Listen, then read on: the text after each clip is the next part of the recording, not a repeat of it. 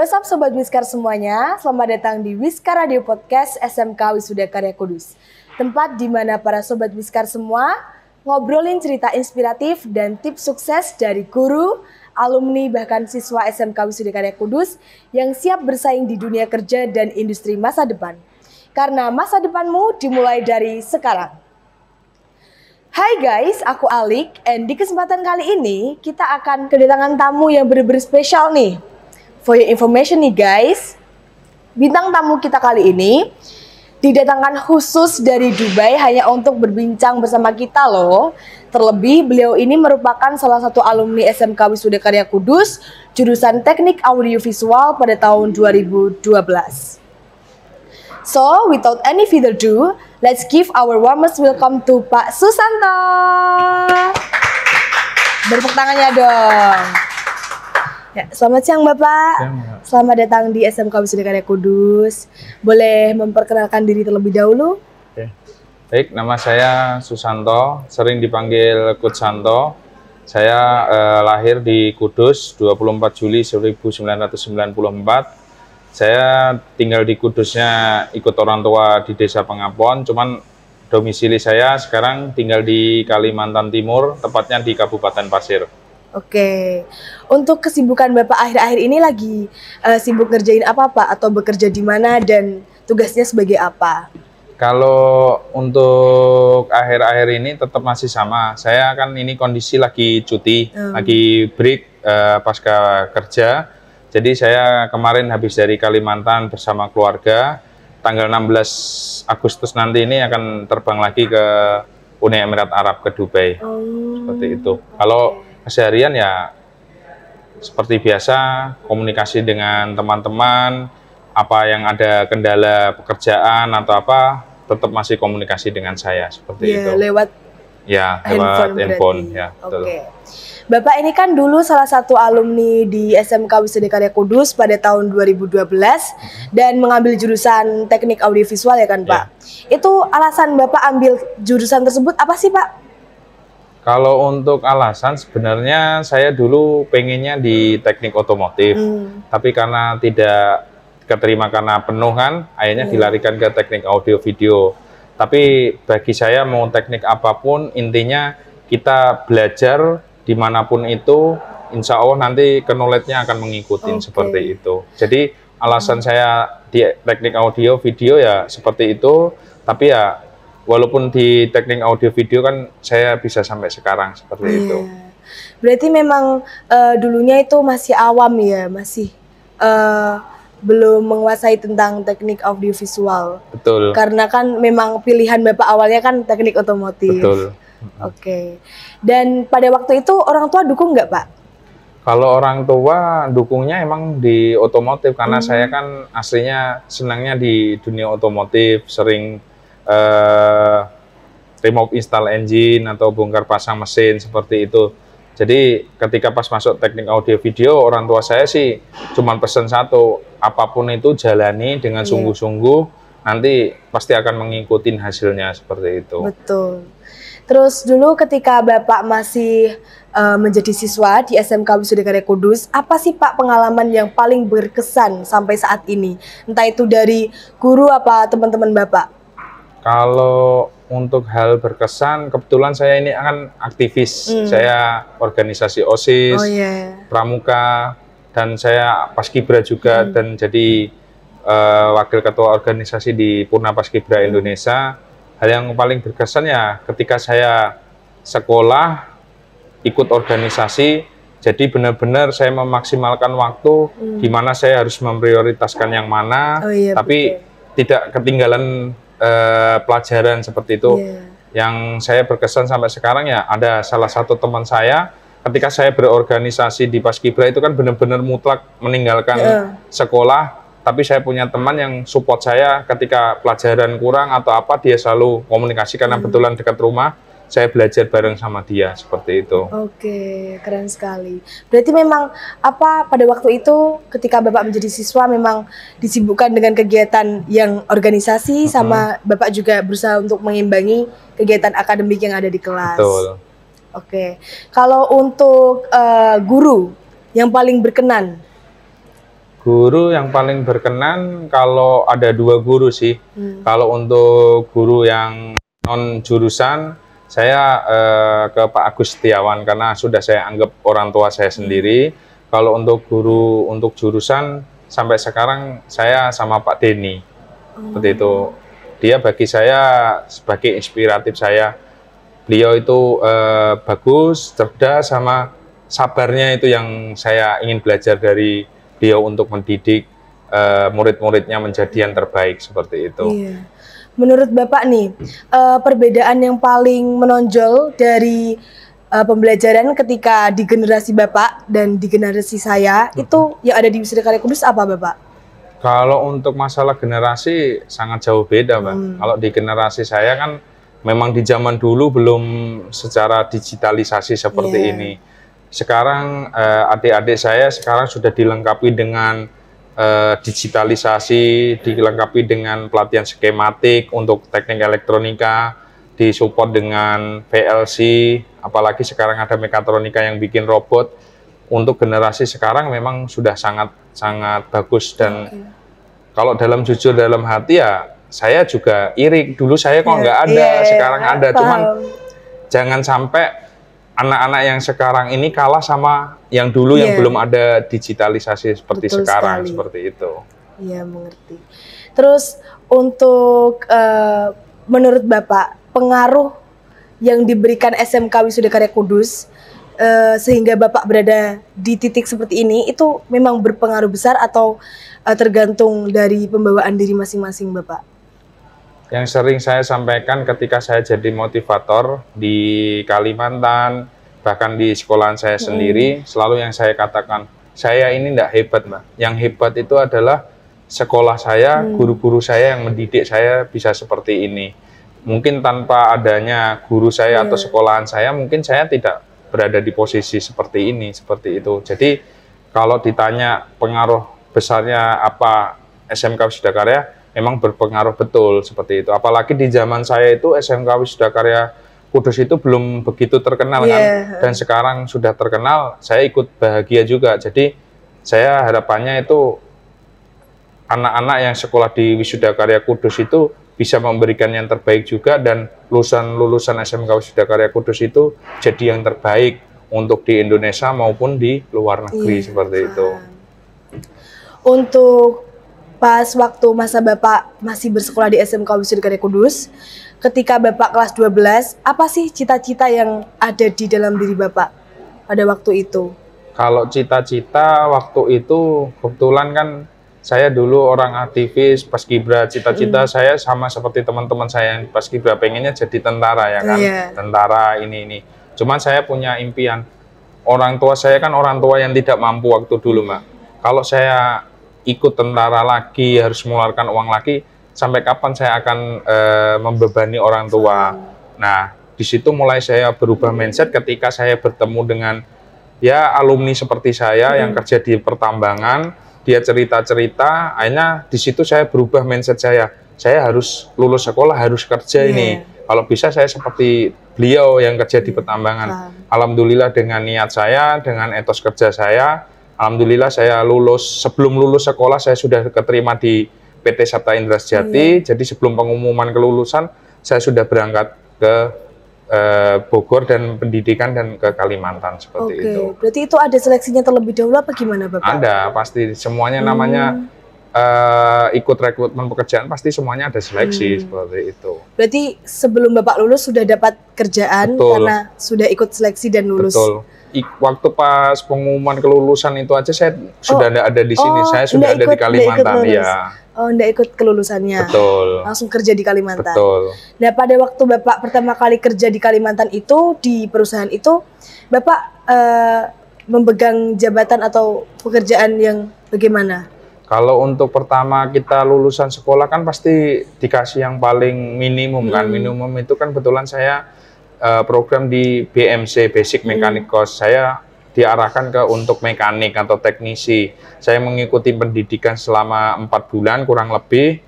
Habis itu setelah lulus itu ada standarnya juga Mbak, lulus atau enggaknya. Kalau seandainya kita tidak lulus ya kita dipulangkan. Tapi kalau lulus kita diberangkatkan ke SET ke Kalimantan seperti itu. Nah itu tugasnya ngapain aja Bapak? Kebetulan saya mekanik eskavator big digger, saya memaintenan unit-unit eskavator sama alat berat seperti itu.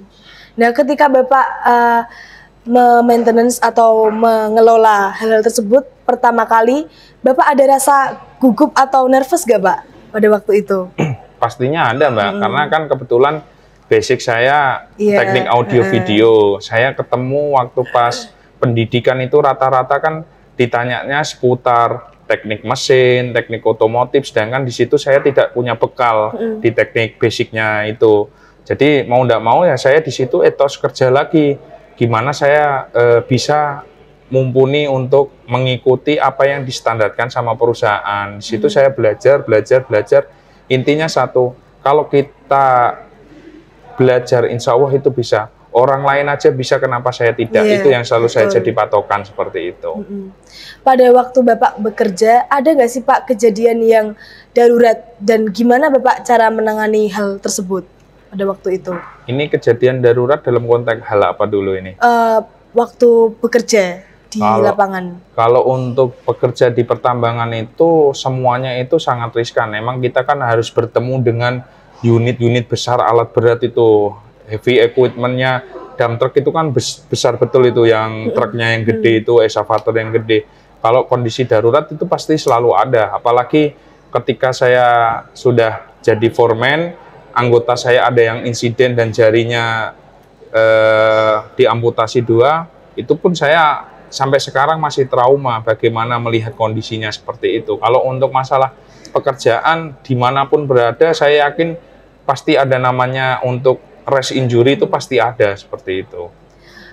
Selain skill yang diperlukan untuk bekerja di lapangan atau di perusahaan, apa sih Pak skill yang dibutuhkan selain soft skill maupun apa yang sesuai sama pekerjaan tersebut?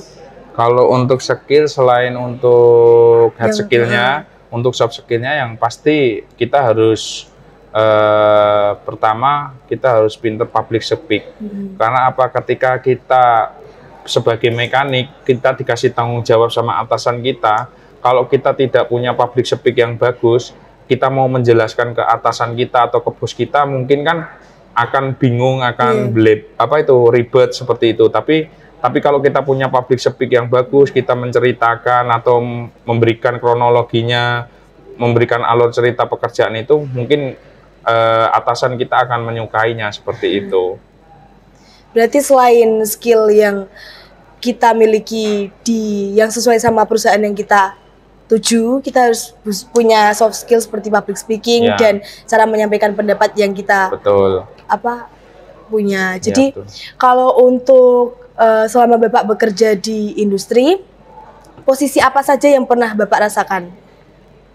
Untuk posisi, saya terakhir setelah dari Mongolia, saya kembali ke Indonesia, sempat 2 bulan saya jadi supervisor di BSS. Habis itu saya dapat panggilan lagi ke luar negeri, saya ngikutin ke luar negeri, kembali lagi ke teknisi.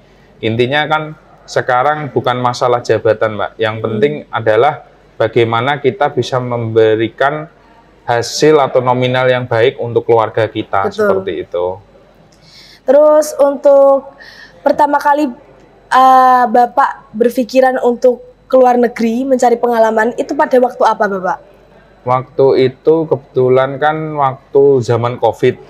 Zaman COVID waktu itu kan saya kebetulan punya usaha saya bangkrut. Habis itu kerja di tambang kan waktu zaman COVID kan kadang kalau sudah positif dirumahkan atau apa, saya berpikiran, kalau seperti ini terus, kapan saya akan kembalinya? Seperti setelah COVID selesai, saya kembali lagi kerja di tambang. Cuman saya, kapan ini saya akan mengembalikan apa yang saya punya? Jadi pada waktu itu pas COVID, Bapak bekerja di Kalimantan atau? Di Kalimantan. Di Kalimantan. Setelah COVID selesai, kebetulan saya ngaplay perusahaan di luar negeri, masuk ke perusahaan Mongolia itu. Setelah dari Mongolia balik Indonesia, sekarang baru yang ke Uni Emirat Arab. Seperti itu. Yang dari Mongolia itu Bapak mencari di internet atau dapat informasi dari rekan Bapak? Dari rekan kerja. Makanya yang saya sampaikan sering ke adik-adik semua, ke audien yang setiap saya jadi motivator, jangan sampai pernah kita memperkecil networking atau jaringan. Kalau bisa seluas-luasnya kita berteman sama siapa aja, insya Allah rezeki itu tuh keluarnya bisa dari teman, seperti itu informasinya. Betul. Itu. Terus ketika Bapak pertama kali menginjakkan kaki di Mongolia, berarti kan yang pertama kali ke luar negeri itu ke Mongolia, baru ke Uni Emirat Arab, Dubai. Iya. Pada waktu di Mongolia itu perasaan Bapak gimana, Pak? Ya, perusahaan saya kan pasti satu ya, yang dalam pikiran saya, karena di sana kan saya baru pertama kali ke luar negeri kan, pasti belajar bahasa Inggrisnya kan baru-baru aja seperti itu. Sebelum saya berangkat ke Mongolia kan saya ikut kursus, terus belajar pribadi juga sendiri, seperti itu. Setelah di Mongolia itu ya rasa was-was itu ada was-wasnya seperti ini. Saya jauh dari keluarga. Kalau saya kenapa-napa, cuman saya tepis. Oh, ini saya bekerja untuk keluarga. Insya Allah nanti kalau kita bekerja untuk keluarga, pasti kita akan dilindungi sama Allah Subhanahu Wa Taala seperti itu. Jadi ya kita ikutin alurnya. Yang penting kita kerja tujuannya untuk ibadah. Insya Allah semuanya akan baik-baik aja. Betul. Seperti itu, Pak. Pas Bapak di Mongolia ada kejadian ini nggak, Pak?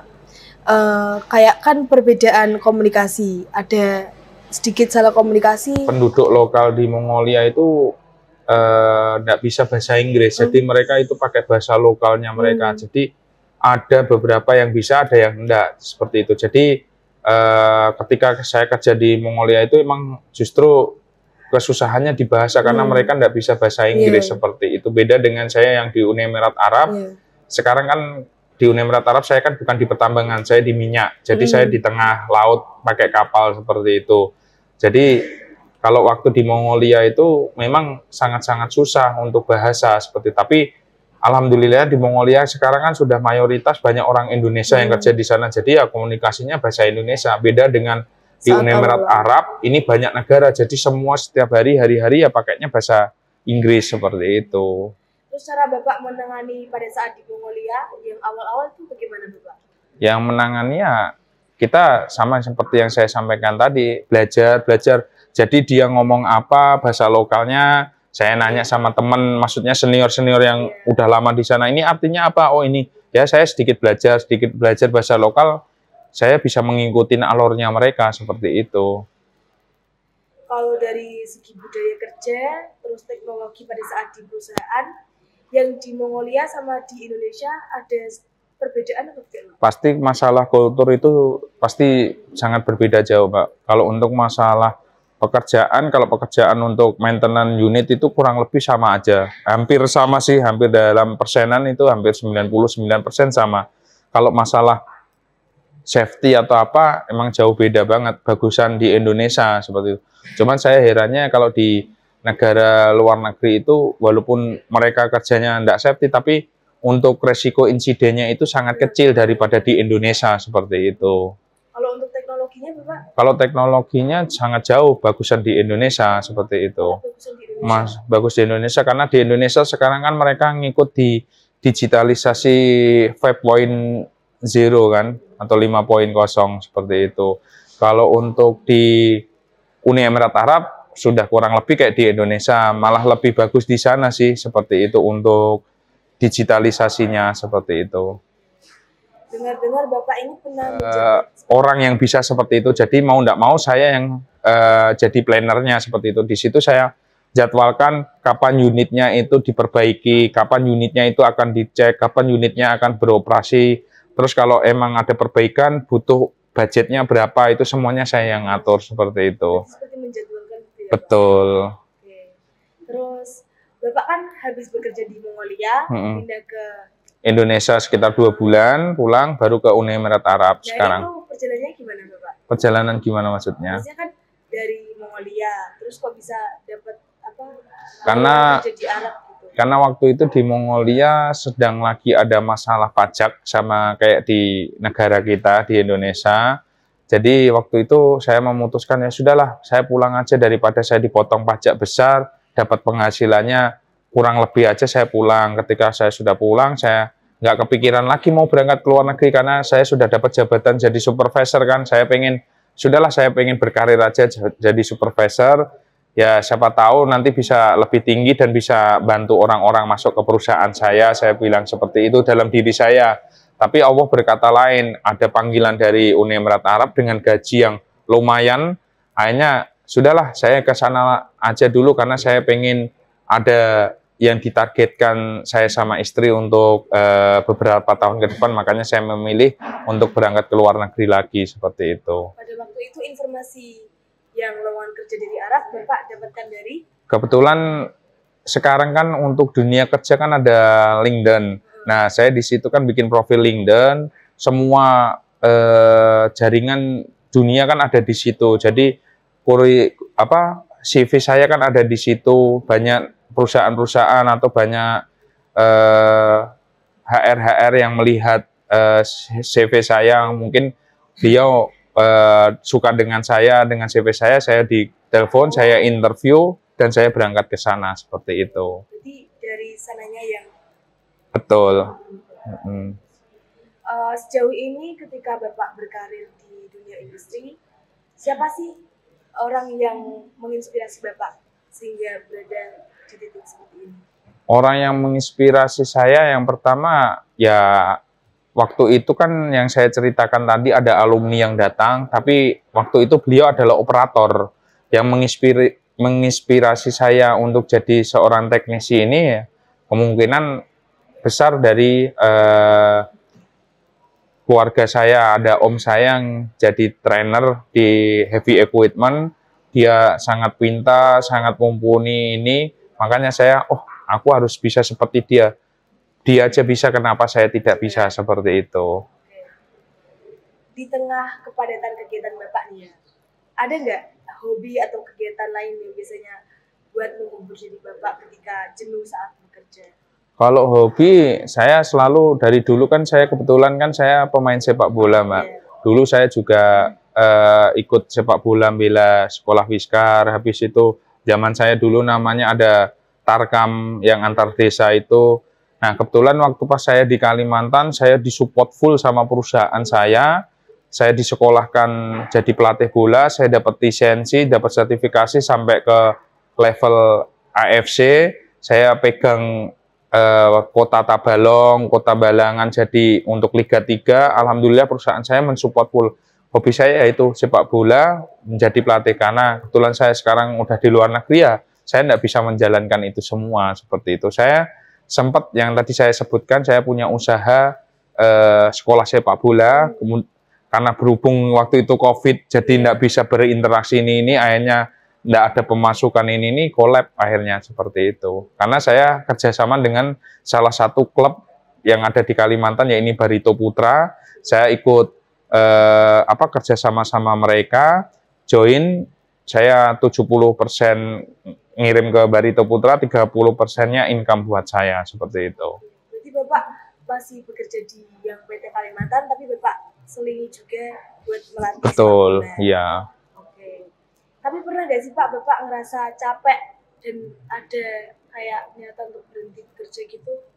Kalau kita ngomong capek itu semuanya pasti capek, karena kita ini kan manusia, pasti tubuh kita itu meronta-ronta. Antara hati dan pikiran itu pasti selalu berbeda, Mbak. Hati bilang, capek ini badan. Pikiran bilang, jangan, kamu masih butuh uang atau butuh kehidupan, ini kamu harus bangkit, ini seperti itu.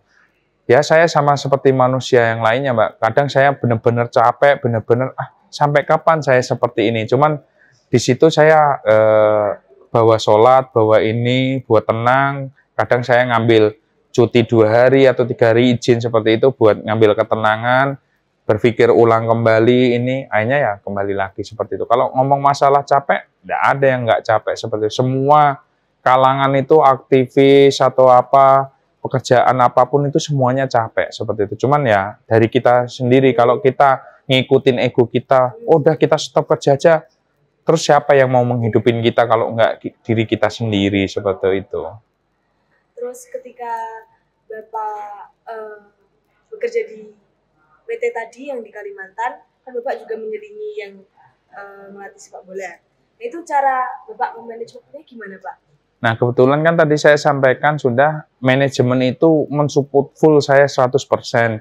Jadi ketika sudah ada event contohnya Liga 3 mau dimulai kayak gitu, saya sudah dapat dispensasi. Gaji saya tetap full dari perusahaan, saya dibawa untuk menangani sepak bola yang disupport sama perusahaan itu. Seperti itu, Pak. Jadi waktunya emang benar-benar dikasih support betul sama perusahaan saya, seperti itu. Berarti tetap digaji walaupun Bapak pelatihan Betul, sepak bola. betul. Oke, terus pertanyaan selanjutnya ya, Pak. Iya. Ini apa sih yang bikin Bapak bangga menjadi salah satu alumni di SMK Wisnu Karya Kudus? Yang menjadi bangga sekarang adalah ketika saya dulu meninggalkan sekolah ini loh masih belum jadi apa-apa, Mbak. Maksudnya masih kecil. Ketika saya waktu itu kan ada namanya guru BKK-nya sebelum Pak Siswanto itu kan ada Pak Tony. Pak Tony itu yang selalu komunikasi sama saya. Mas, kapan pulang? Kalau bisa, ayolah main ke Wiskar, ngasih-ngasih arahan buat adik-adiknya biar mau kerja di pertambangan ini. Itu saya janji sama Pak Tony itu hampir tahun 2015 sampai terakhir saya balik ke sini itu tahun 2024, Mbak. Sampai Pak Tony sudah tidak ada kerja di sini. Makanya saya kenapa kok bangga menjadi Wiskar ketika saya balik ke sini, ternyata kok sekolahan ini sudah besar betul. Terus di dunia media sosial, Wiskar ini sudah mencakup kemana-mana seperti itu. Apalagi di Jawa Tengah tersendiri, Wisuda Karya itu sudah bagus lah daripada sebelumnya seperti itu. Apalagi sekarang bisa mengirimkan anak didiknya atau alumni-alumninya ke Jepang, habis itu bisa ke mana, apalagi sekarang ada ditambah jurusan pelayaran, itu yang buat saya bangga. Apalagi nanti ya insya Allah kalau emang saya ada jalannya, saya bisa bantu Wisuda Karya buka jurusan untuk alat berat seperti itu. Berarti pada waktu generasi Bapak belum ada jurusan pelayaran ya? Belum ada, Mbak. Sekolah ini masih kecil, belum ada gedung ini, belum ada. Masih kecil betul waktu itu. Makanya ketika saya 2024 pertama kali saya ngisi acara di sini, saya pulang ini kaget betul kok. Sudah luar biasanya seperti itu. Dan saya pun tidak tahu kalau teknik audio video itu sudah tidak ada, sudah dilebur jadi mekatronik, apalagi ada robot seperti ini. Karena ketika pas saya di Kalimantan itu, saya paling pulang sebentar, karena kebetulan kan saya ngambil kuliah juga, jadi saya kerja sambil kuliah waktu itu, jarang pulang ke Kudus. Jadi saya ketika cuti, saya lanjut kuliah di sana. Paling pulang di Kudus 2 hari, 3 hari, balik ke Kalimantan. Sampai saya nikah, sampai istri saya di sana, anak-anak saya di sana, jarang pulang. Pulang itu ketika ibu meninggal dunia, habis itu sudah ke sana, seperti itu. Dan terakhir pulang kemarin yang dari Mongolia, rencana mau nengok makam ibu, ternyata ada alumni guru yang dari sini meninggal dunia, Pak Edi. Saya ikut ziarah pemakamannya, ketemu sama Pak Farudin dan lain-lainnya. Sudah di situ saya disuruh main ke sekolahan, saya kaget loh kok sudah sebesar ini Wisuda Karya seperti itu. Dan di situ saya juga, aku mau nempatin janji nih ke Pak Tony kalau saya mau ngisi acara ngasih inspirasi buat adik-adik saya seperti itu. Dan menurut Bapak nih, peluang kerja yang bisa didapatkan dari lulusan SMK, terutama SMK Wisnu Karya Kudus, itu termasuk besar nggak, Pak? Sangat besar sekali, Mbak. Apalagi sekarang ini, sebelum saya duduk di sini, saya habis ketemu dengan PT Hilcon, salah satu perusahaan tambang besar di Indonesia. Beliau sekarang lagi rekrutmen untuk alumni-alumni sekolahan. Nah, rencana tahun depan ini mau rekrutmen mekanik juga dari SMK Wisuda Karya Kudus, targetnya untuk yang kelas 12. Nah, harapan saya sih adik-adik itu banyak untuk antusias mengikuti interviewnya, mengikuti rekrutmennya seperti itu. Karena kalau saya melihat sekarang, saya membaca banyak perusahaan yang berlomba-lomba ingin join ke Wisuda Karya bekerja sama seperti itu. Tapi ya ini, salah satu PR saya yang disampaikan sama Pak Farudin, bisa memberikan open mindset atau buka pola pikir adik-adik semua bahwasanya jangan bahwasanya kerja itu adanya di Kudus saja. Udah, kamu kerja di Kudus saja karena di Kudus ada banyak perusahaan. Jangan seperti itu. Kalau bisa ada apa peluang sekecil apapun, berangkat kerja walaupun di luar kota atau luar pulau atau di luar negeri, ya diambil aja seperti itu. Jadi untuk masalah potensi berapa persentase lulusan wisuda karya yang bisa bekerja, kalau bisa saya katakan presentasenya ya sekitar 99%, Mbak. 1%-nya itu cuma satu, niatnya dari anak-anaknya seperti itu. Betul. Tergantung kita ingin membuka diri, berani mengambil keputusan bekerja di luar atau memang memilih zona nyaman. Betul. Ya, betul. Oke, kalau untuk tips nih dari Pak Susanto, gimana caranya kita bisa percaya diri bersaing di dunia kerja, di dunia industri sama lulusan-lulusan yang lain? Kalau untuk tips, kebetulan ini tadi saya ngisi materi untuk kelas 12. Kalau tips, tadi saya ngisi materinya, trainingnya tentang leadership untuk diri sendiri sama leadership di tempat kerja. Di situ saya juga ngasih tipnya sama Mbak, yang seperti yang saya sampaikan. Untuk kita bisa percaya diri untuk mampu bersaing di dunia kerja, yang pertama adalah kita bisa membaca diri kita sendiri. Kita sudah sanggup enggak? Kita sudah percaya diri enggak? Kalau kita tidak bisa membaca diri kita sendiri, bagaimana kita mau terjun ke dunia kerja? Nah, tadi saya ngajarin ke adik-adik semua, baca dirimu sendiri dulu. Kalau dirimu sendiri kamu sudah baca, kamu siap, langsung kamu targetkan apa tujuanmu seperti itu. Untuk tipsnya untuk agar bisa percaya diri ya satu tadi, kita harus punya mental yang kuat.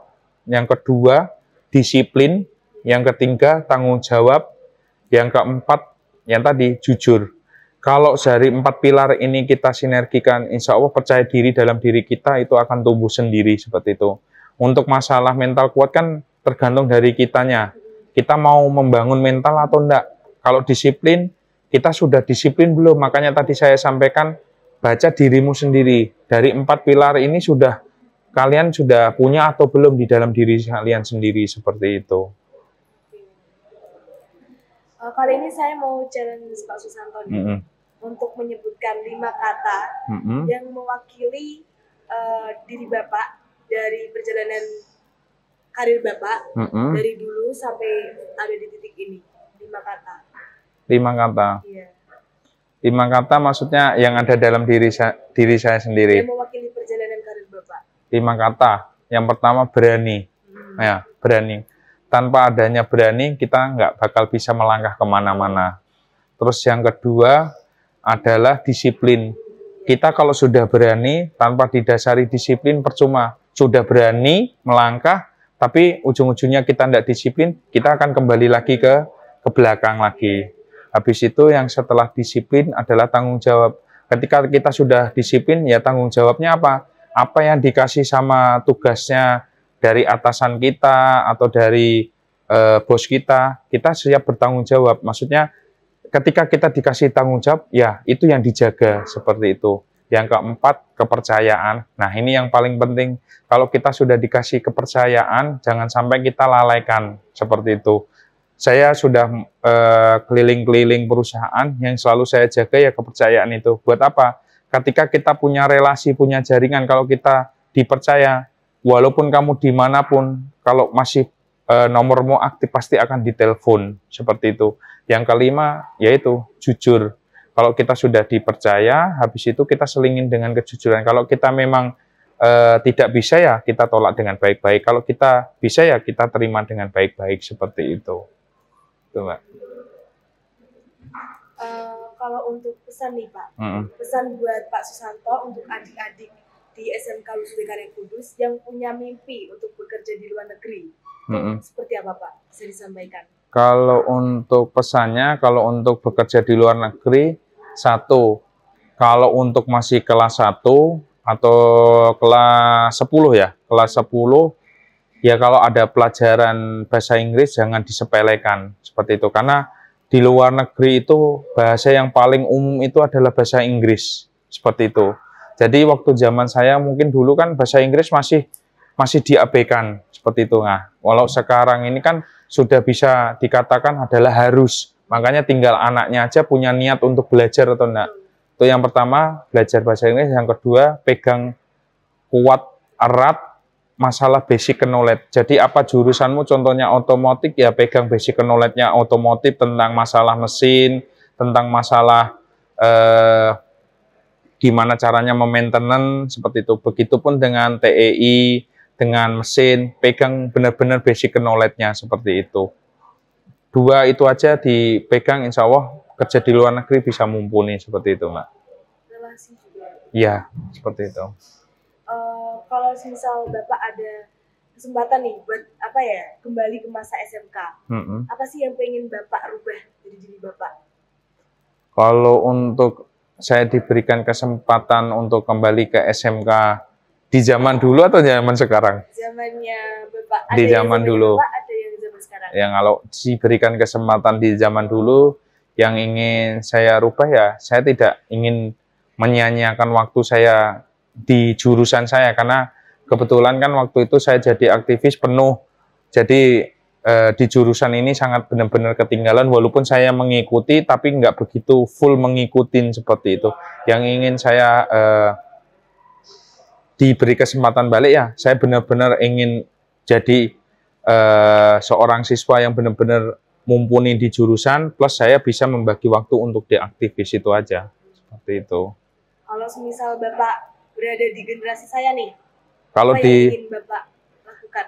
Kalau untuk di generasi sekarang, yang pengen saya lakukan ya, saya pengen benar-benar mempelajari apa yang sudah disediakan saya mas sekolah, karena ini benar-benar sudah sangat-sangat digitalisasi seperti itu. Tidak ada di zaman saya seperti ada VLC seperti itu.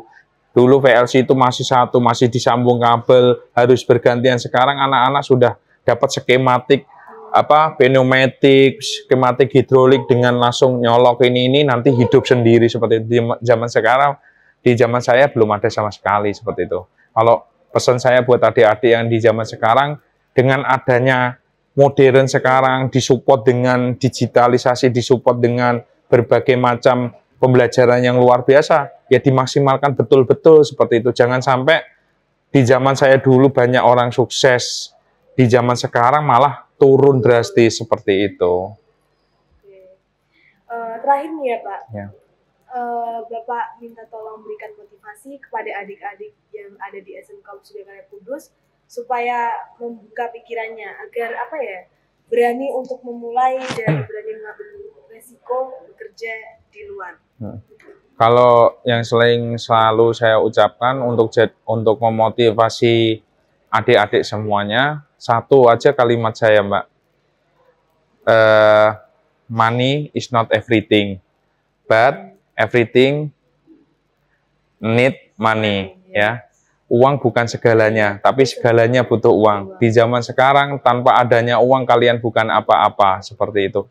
Jadi, buat adik-adik semua, kalau kalian pengen punya rumah, pengen punya mobil, mau membahagiakan orang tua, mau punya istri yang cantik, mau apa, semua sekarang butuh uang. Nggak menutup kemungkinan sekarang semuanya itu, semua adalah uang, seperti itu. Jadi, dengan adanya uang itu ya, kalian harus bekerja keras, harus mencapai tujuan kalian yang ingin kalian capai, ya belajar semaksimal mungkin, etos kerjanya sama niatnya dikuatkan, seperti itu, Mbak. Seperti itu. Nah, jadi hampir 1 jam kita sharing-sharing bareng Pak Santoso. Dan terima kasih untuk Pak Susanto telah berkenan menyempatkan waktunya untuk sharing-sharing bersama kita. Yang Pak Susanto ini juga dulu merupakan alumni dari SMK Wisuda Karya Kudus yang penuh dengan pengalaman dan prestasi yang pastinya bisa menginspirasi kita semua. Semoga di lain pertemuan atau di lain waktu, next time kita dapat berbincang-bincang lagi, Bapak. So guys, jangan lewatkan setiap episode podcast yang ada di SMK Wisuda Karya Kudus, only in Wiska Radio Podcast. Bersama kita bangun semangat, tekad, dan prestasi. SMK bisa, SMK hebat, SMK Wisuda Karya Kudus, mantap, siap berprestasi. Terima kasih.